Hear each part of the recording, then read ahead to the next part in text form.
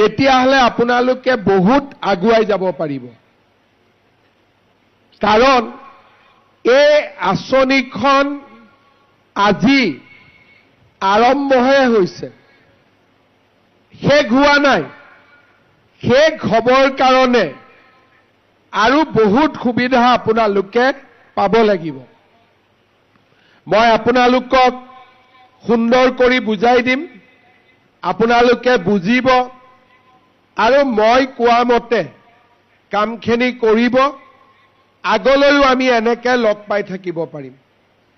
আজিৰ সভাত আমাৰ মাজত উপস্থিত অসম চৰকাৰৰ বিত্তমন্ত্ৰী অজন্তা নেওগ ডাঙৰীয়ানী, প্ৰাক্তন মন্ত্ৰী, কেন্দ্ৰীয় মন্ত্ৰী আৰু বিধায়ক ৰামেশ্বৰ তেলী, বিধায়ক ৰূপজ্যোতি কুৰ্মী, বিধায়ক ভাস্কৰজ্যোতি বৰুৱা, কুমুদ কছাৰী, প্ৰতাপ কছাৰী, শান্তনু পূজাৰী, ৰাণা গোস্বামী, সুৰজিৎ শইকীয়া, ৰশ্মি ভট্টাচাৰ্যী, বিশ্বপ্ৰভা শইকীয়া, লাকী গগৈ, মনদীপ খুঙীয়া, ৰঞ্জন শইকীয়া, ধীৰাজ গোৱালা, হেমন্ত কলিতাকে আদি কৰি মঞ্চত উপবিষ্ট বিশিষ্ট ব্যক্তিসকল আৰু আজিৰ সভাত উপস্থিত মোৰ অতিকে মৰম, শ্ৰদ্ধা আৰু সন্মানৰ তিতাবৰৰ আইমাতৃসকল, মুখ্যমন্ত্ৰীৰ মহিলা উদ্যমিতা অভিযানৰ আজি 112 নম্বৰ সভা। ৰাতিপুৱা মই দেৰগাঁৱত আছিলোঁ, এতিয়া তিতাবৰ মৰিয়নি সমষ্টিত এই আঁচনি বিতৰণ কৰিবলৈ বাকী আছে। আজি যোৰহাট, গোলাঘাট জিলাৰ মৰিয়নিক বাদ দি আটাইকেইটা সমষ্টিতে পুঁজি বিতৰণ সম্পূৰ্ণ হ'ব। 126টা সমষ্টিৰ 112টাত আজি হৈ যাব আৰু মাত্ৰ 14টা সমষ্টিত বাকী থাকিব।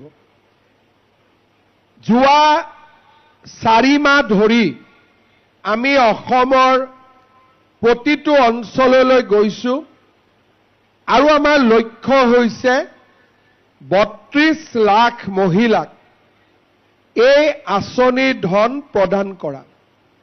32 লাখ মহিলাক 10,000 টকাকৈ দিব যাওঁতে চৰকাৰৰ 3,200 কোটি টকা খৰচ হ'ব।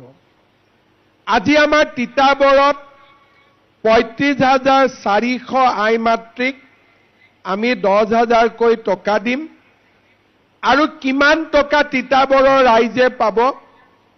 35 কোটি টকাতকৈও বেছি তিতাবৰৰ বেংকৰ পৰা আপোনালোকৰ একাউণ্টত সোমাব। আপোনালোকে অকণমান চিন্তা কৰি চাব, আজি 35 কোটি টকা তিতাবৰত আহিব, কিন্তু এজনো পুৰুষে নাপায়, সকলো অকল মহিলাৰ বেংক একাউণ্টত আহিব। পুৰুষৰ বেংক একাউণ্টত নাহে।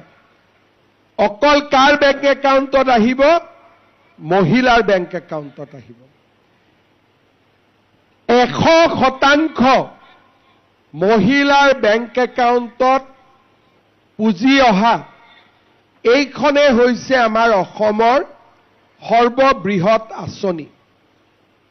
ঠিক তেনেকে আমি যেতিয়া অৰুণোদয় আঁচনি আৰম্ভ কৰিছিলোঁ, অৰুণোদয় আঁচনিটো আমাৰ লক্ষ্য আছিলে যে মহিলাসকলৰ বেংকৰ একাউণ্টত পইচা পঠোৱা। আমাৰ যেতিয়া কেবিনেটত এই কথাবিলাক আলোচনা হয়, তেতিয়া মই পুৰণা কথা আপোনালোকক কৈছোঁ, যেতিয়া আমি প্ৰথম অৰুণোদয় আৰম্ভ কৰিছিলোঁ, তেতিয়া আমাৰ কেবিনেটত কথা হৈছিল যে মহিলাৰ বেংক একাউণ্টত আমি টকা দিব পাৰিম জানো? কাৰণ 2020-21 চনত ইমান মহিলাৰ বেংকৰ একাউণ্টত টকা নাছিলে, একাউণ্ট নাছিলে। সকলোৱে আমাক কৈছিলে যে পৰিয়ালৰ মুৰব্বীজনৰ নামত টকাটো দিব লাগে, হেড অফ দ্য ফেমিলি।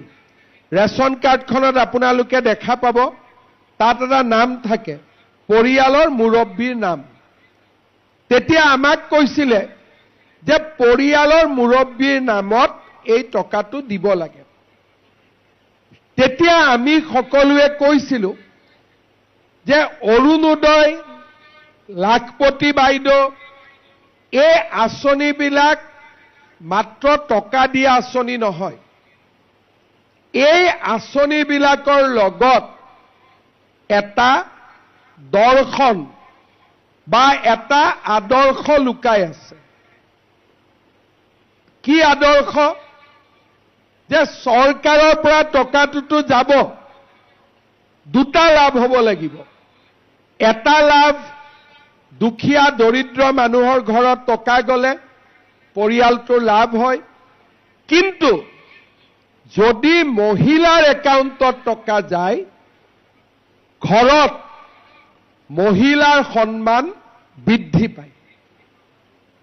যেতিয়া মহিলা এগৰাকীয়ে উপাৰ্জন কৰিব আৰম্ভ কৰে, তেতিয়া সমাজেও মহিলাগৰাকীক সন্মানৰ দৃষ্টিৰে চায়। আৰু ঘৰৰ উপাৰ্জনত যদি মহিলাগৰাকীয়ে দুটা টকা আগবঢ়াব পাৰে, মহিলাগৰাকীকো ঘৰৰ আন সদস্যসকলে সুকীয়া দৃষ্টিভংগীৰে চায়। আজি যদি ৰাতিপুৱা 6টা বজাত, 7টা বজাত, 5টা বজাত ঘৰৰ পৰা আপোনালোক ওলাই আহিলেহেঁতেন, ঘৰৰ মানুহজনে দুটা হলেও প্ৰশ্ন কৰিলেহেঁতেন। কিন্তু আজি তেওঁলোকেও গম পায় যে আপোনালোকে লাখপতি বাইদেউৰ চেক আনিব যাব। সেইকাৰণে কোনো ঘৰৰ মানুহে আজি আপত্তি কৰা নাই। কৰিছে নেকি কোনোবাই আপত্তি? সঁচা কথা কওক, কোনোবাই কৰিছে নেকি? নাই কৰা। ঘৰত যেতিয়া দুটা গাই গৰু থাকে, যিটো গাই গৰুৱে বেছিকৈ গাখীৰ দিয়ে তাক আমি বেছিকৈ মৰম কৰোঁ। আৰু যিটো গাই গৰুৱে গাখীৰ নিদিয়ে, মানুহৰ সহজাত পবিত্ৰী, তাক অলপমান একেবাৰে নোখোৱাকৈ নিদিয়ে, কিন্তু অলপ কম মৰম কৰে। মহিলা এগৰাকীয়ে যেতিয়া উপাৰ্জন কৰিব আৰম্ভ কৰে, ঘৰত গৃহস্থ কণ্ডল নোহোৱা হয়। বাহিৰত মহিলাগৰাকীৰ ওপৰত কোনেও প্ৰশ্ন নুঠায়। আৰু মহিলাগৰাকীয়ে সমাজৰ যিকোনো কথাত নেতৃত্ব ল'ব পাৰে।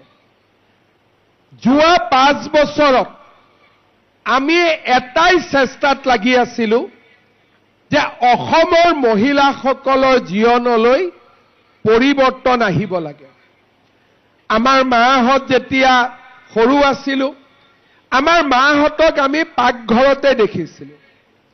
লাহে লাহে সমাজৰ পৰিৱৰ্তন হ'ল আৰু মহিলাসকলে এটা আত্মসহায়ক গোটৰ এটা ডাঙৰ আন্দোলন গঢ়ি তুলিলে।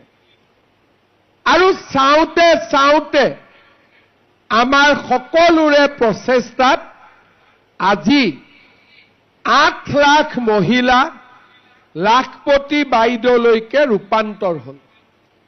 লাখপতি বাইদেউ মানে কি? যিগৰাকী মহিলা বছৰত 1 লাখ টকাতকৈ বেছি উপাৰ্জন কৰে, সেইগৰাকী মহিলাক আমি লাখপতি বাইদেউ বুলি কওঁ। অসমত আজি কিমান লাখপতি বাইদেউ আছে? 8 লাখ মহিলা আজি বছৰত 1 লাখ টকাৰ উপাৰ্জন কৰে। তাৰ মানে ঘৰখনত পৰিয়ালৰ লগতে, হাজবেণ্ডৰ লগতে পৰিবাৰেও পৰিয়ালটোৰ পৰিচালনাত সহায় আগবঢ়াব পাৰে।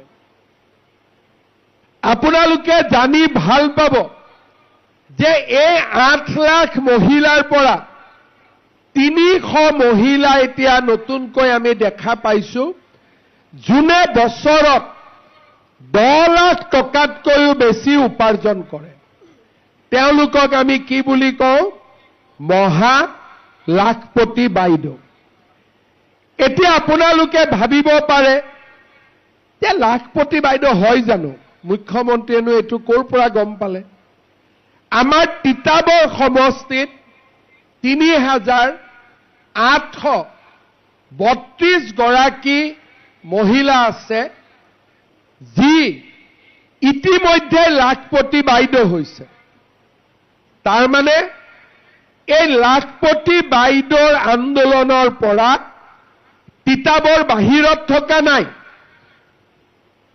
সংবাদ মাধ্যমত বহুত আলোচনা নহয় ৰাজহুৱা কথা কাণ্ডতো ইমান আলোচনা নহয় কিন্তু নীৰৱে হুলস্থুল নকৰাকৈ আজি আমাৰ তিতাবৰ সমষ্টিৰ 3800 গৰাকী মহিলা লাখপতি বাইদেউ হ'ব পাৰিছে মই 20 গৰাকী মহিলাৰ নাম কম 3008ৰ নাম লোৱাটো সম্ভৱ নহয় আমাৰ বিৰিনা সায়ক গাঁৱৰ ববিতা ভূঞা হাতীচুঙি গাঁৱৰ ৰীনা গগৈ বুৰুক বৰুৱা গাঁৱৰ পাৰিজাত বৰুৱা দত্ত দোলাকাখৰীয়া গাঁৱৰ ৰূপাঞ্জলি কোঁৱৰ দেওঘৰীয়া গাঁৱৰ লক্ষী গগৈ মহিমামাৰী গাঁৱৰ জ্যোতি শৰ্মা কাৰেংঘাট গাঁৱৰ সেউতি গগৈ সোণাৰী গাঁৱৰ গীতাঞ্জলি বৰদলৈ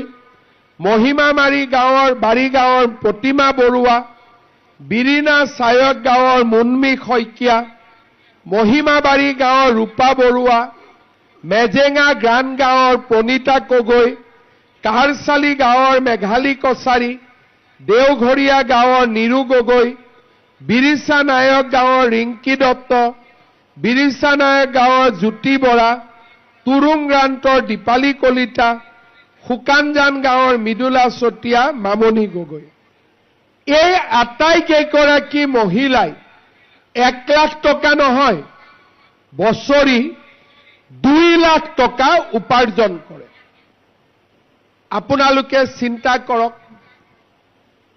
যদি এগৰাকী মহিলাই 2 লাখ টকা উপাৰ্জন কৰে বছৰত সেই মহিলাগৰাকীয়ে নিজৰ ঘৰখন পৰিচালনা কৰাত কিমান ডাঙৰ সহায় হ'ব পাৰে আৰু সেই মহিলাগৰাকীক ঘৰখনত সকলোৱে সন্মানৰ দৃষ্টিৰে চাব লাগিবই মোৰ লক্ষ্য হ'ল যদি তিতাবৰ সমষ্টিত 4000 মহিলা লাখপতি বাইদেউ হ'ব পাৰিছে তেনেহলে বাকি 30,000 মহিলাও কিয় লাখপতি বাইদেউ হ'ব নোৱাৰিব কিন্তু কেনেকে হ'ব মুখেদি কলেতো লাখপতি বাইদেউ নহয় চৰকাৰে এটা ডাঙৰ আঁচনি লৈছে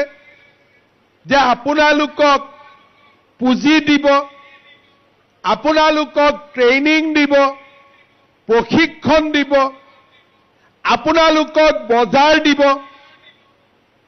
আৰু বজাৰৰ লগত আপোনালোকক বেংকৰ লগতো চিনাকি কৰাই দিব কি কৰিব চৰকাৰে প্ৰথম টকা দিব দ্বিতীয় ট্ৰেইনিং দিব তৃতীয় বজাৰ দিব চতুৰ্থ বেংকৰ লগত চিনাকি কৰাই দিব আপোনালোকে ভাবক যে যদি আমি একেলগে কাম কৰো আমি কিমান আগুৱাই যাব পাৰো আমাৰ তিতাবৰৰ সোণাৰী গাঁৱৰ পৰি বৰুৱা সামূহিক বিনিয়োগ পুঁজিৰ পৰা লোন ললে আত্মসহায় গোটৰ বেংক লিংকেজৰ ঋণ ললে 4 লাখ টকা খৰচ কৰি এতিয়া মাহত 14,000 টকা উপাৰ্জন কৰে তাৰ মানে নিজৰ টকা নাথাকিলেও গ্ৰুপৰ পৰা, CLFৰ পৰা, বেংকৰ পৰা বা আন আঁচনিৰ পৰাও টকা লৈ লাখপতি বাইদেউ আমি হ'ব পাৰোঁ। কিন্তু আমি কেনেকৈ জানিম এই ৰাস্তা? আমিতো ৰাস্তা নাজানো। গাঁৱত আছো, কোনে আমাক বুজাব? বুজোৱাৰ দায়িত্বও চৰকাৰৰ, আপোনালোকক আগবঢ়াই নিয়া দায়িত্বও চৰকাৰৰ। আজি আমি প্ৰথম আৰম্ভ কৰিলো যে আপোনালোকক আমি আজি 10,000 টকাৰ এখন চেক দিম। চেকখন আমি ক'ত জমা দিম? বেংকত। কিন্তু কিছুমান মহিলাই চেকখন আকৌ ঘৰতে ৰাখি থৈ দিয়ে। বোলে মোৰ নামটো লিখা আছে, বেংকত দিব বেয়া লাগে চেকখন। সিদিনাখন এগৰাকী মহিলাই ফেচবুকত খুব কান্দি আছে, মামা মামা কৰি। মই ক'লো কি হ'ল, খবৰ লচোন। চেকখন টেবুলৰ ওপৰত থৈ দিছিল, নিগনিয়ে কুটি দিলে চেকখন। মানুহজনীৰ ক'ত মোক লগ পাব? ফেচবুকতে। মই সুধিলো যে বাইদেউ চেকখন কিয় বেংকত দিয়া নাছিল? বোলে মোৰ নামটো ইমান ধুনীয়াকৈ লিখা আছিলে, গতিকে 2 দিন পিছত দিম বুলি ভাবিলো। যি নহওক, এইবোৰ সব সঁচা কথা। এতিয়া চেকখন আপোনালোকে লগে লগে বেংকত দিব।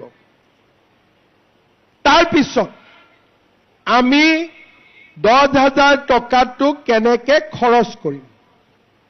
3টা ৰাস্তা আপোনালোকক মই বুজাই দিম। প্ৰথম 10,000 টকাটো আপোনালোকে গ্ৰুপৰ একাউণ্টত দিয়ক। গ্ৰুপত কিমান হ'ল? 1 লাখ টকা। যোনে কাম কৰিব খোজে তাক লোন দিয়ক, নহলে 10 গৰাকীয়ে মিলি কিবা এটা কৰক। দ্বিতীয়, কোনোবা মহিলাই মনত ভাবিব যে আমি গ্ৰুপত নিদিওঁ, নিজে কৰিম, কোনো আপত্তি নাই। নিজে এটা কাম সিলেক্ট কৰক। গাহৰি পুহিম, হাঁহ কুকুৰা, লেয়াৰ মুৰ্গী, মাছৰুম, মৌমাখি পালন, শালৰ কাৰণে সূতা, নহলে আমি কেইজোপামান সাঁচি গছ ৰোপণ কৰিম। যি আমি ভাল পাওঁ। তিতাবৰত ইমান ধুনীয়া সাঁচি গছ হয়, সাঁচি গছ ৰোৱক।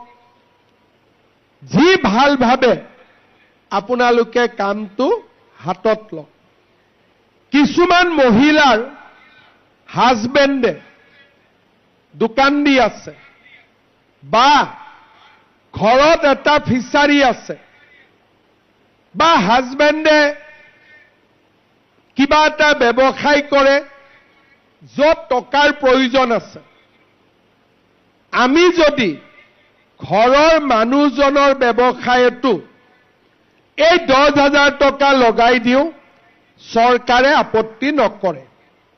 ঠিক আছে? 6 মাহ পিছত বা 7 মাহ পিছত আমি আপোনালোকৰ ওচৰত আকৌ আহিম। বাইদেউ 10,000 টকা পাইছিলে নে? বোলে পাইছিলো।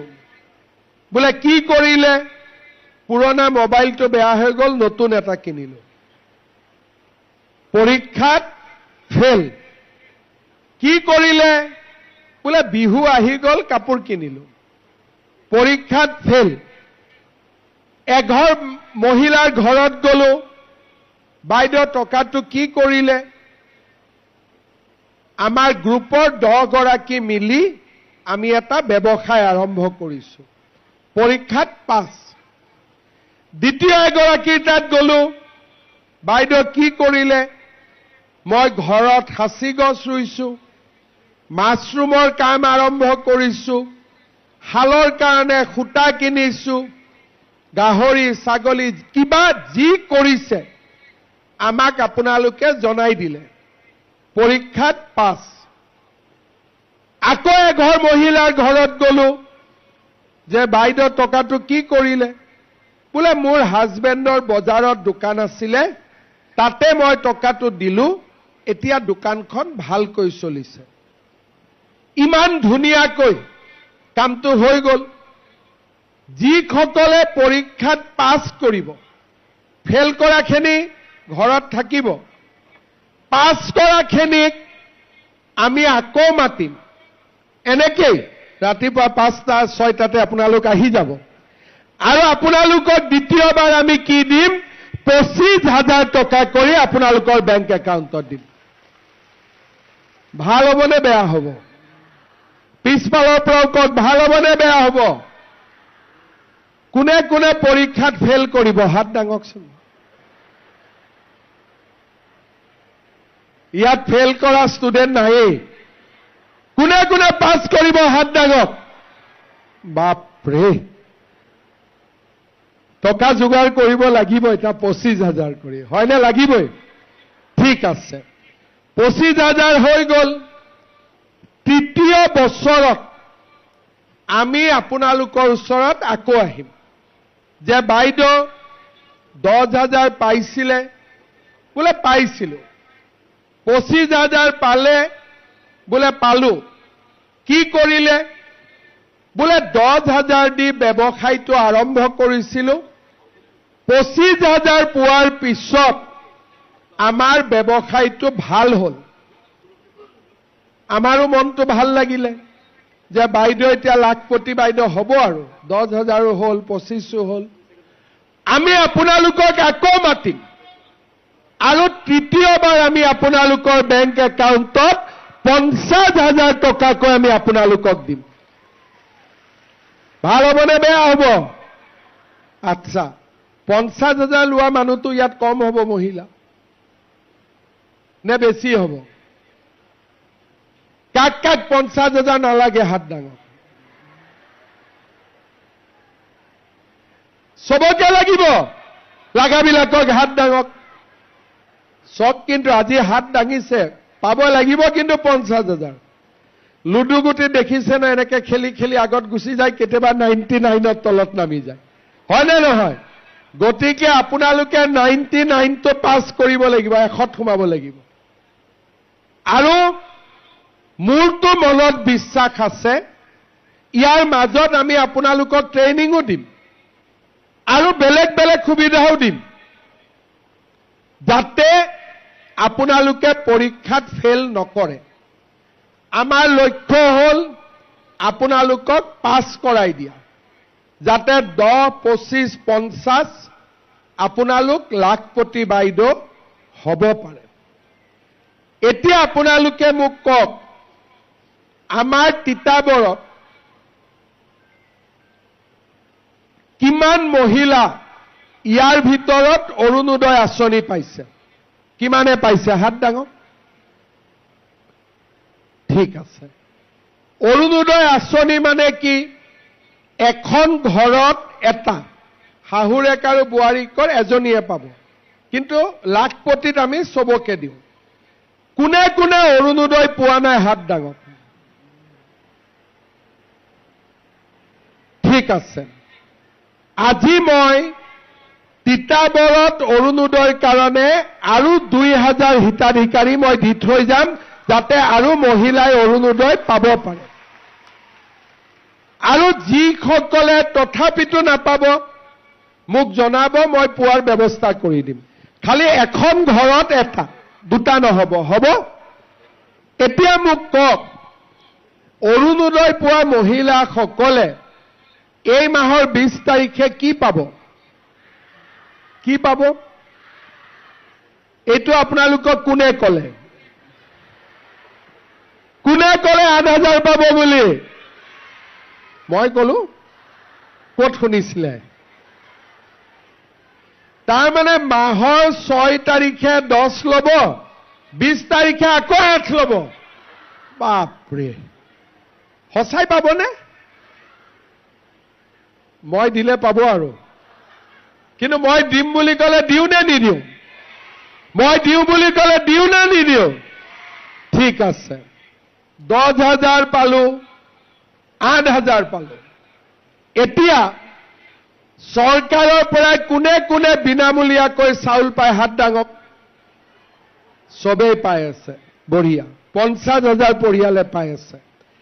এতিয়া নতুনকৈ 100 টকাত আমি 1 কেজি দালি, 1 কেজি চেনি আৰু 1 কেজি নিমখ দি আছো। কোনে কোনে কিনিছে হাত ডাঙক? সবে কিনিছে। বা তিতাবৰ বহুত এডভান্স। আমি দিয়া দালিখিনি বজাৰৰ দালিতকৈ বেয়া নে ভাল? সঁচা কথা কব, মোক বুলি এনে নকব, মই বেয়া হলে আৰু ভাল কৰিব লাগিব নহয়। বজাৰৰ দালিতকৈ ভাল নে বেয়া? বজাৰৰ চেনিতকৈ ভাল নে বেয়া? বজাৰৰ নিমখতকৈ ভাল নে বেয়া? লাখপতি বাইদেউ হৈ গ'ল, অৰুণোদয় হৈ গ'ল, চাউল হৈ গ'ল, দালি হৈ গ'ল, নিমখ হৈ গ'ল, চেনি হৈ গ'ল। কি বাকী থাকিলে? কি বাকী থাকিলে? মই ঠিকে শুনিছো নে আপোনালোকে মিঠাতেল কৈ আছে? কি কৈ আছে? আচ্ছা,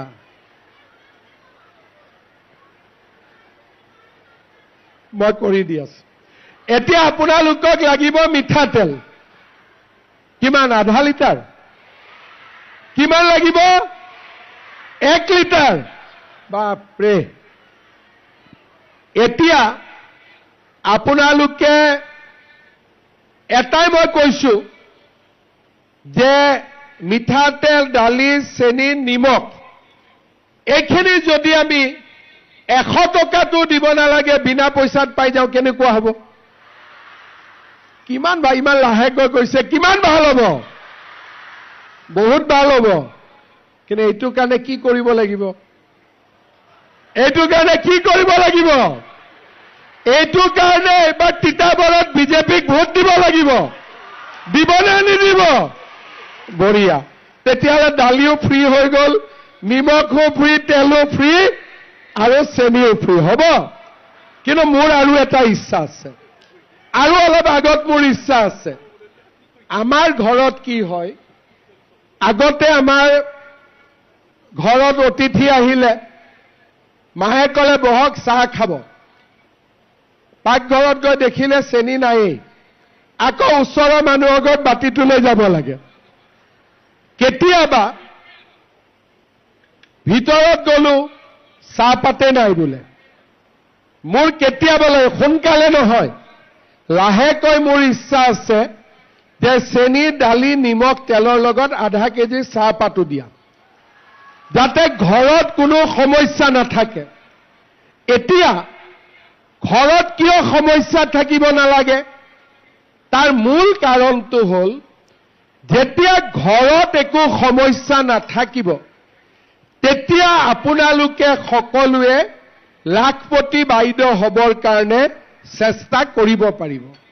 নহ'লে গাঁৱত গৈছো, গেলামাল দোকানীয়ে ক'ব, খুৰী, খুৰাক ক'ব দেই গেলামালৰ বাকী আছে।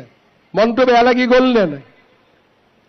পাকঘৰত গ'লো, বয়ামত বোলে চেনিও নাই, দালিও নাই, মনটো বেয়া লাগে নে নাই?